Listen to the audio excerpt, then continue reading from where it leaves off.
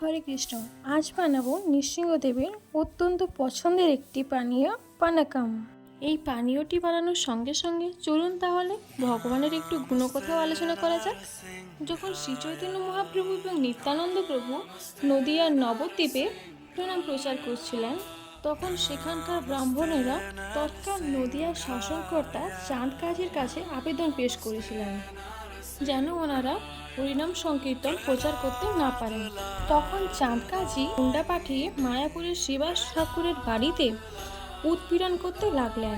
তারপর তিনি নাগরা পিটিয়ে বারণও করে দিয়েছিলেন যেন না হরিনাম সংকীর্তন প্রচার না হয়।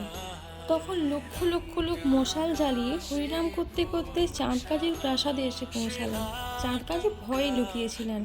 পরে পরিস্থিতি শান্ত হলে তিনি বেরিয়ে এসে শ্রী চৈতন্য মহাপ্রভুর কাছে নত হয়েছিলেন। চৈতন্য মহাপ্রভু কাজীকে যখন প্রশ্ন করলেন, আপনার নির্দেশ অমান্য করে ভক্তরা হরিনাম করছে, আর আপনি কেন কিছুই প্রতিবাদ করছেন না?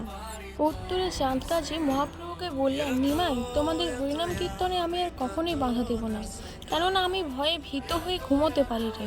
চাঁদ কাজী বড় বড় চোখ করে বলতে লাগলেন, এক দেবতা এসেছিলেন, তার মুখ সিংহের মতো, শরীরটা মানুষের মতো, তার হাতে ছিল বড় বড় নখ। সে আমার বুকে নখের আঁচড়ে লাগিয়ে ধমক দিয়ে বলল, ভক্তদের কীর্তন যদি বন্ধ করিস তোর বংশ নিপাত করব।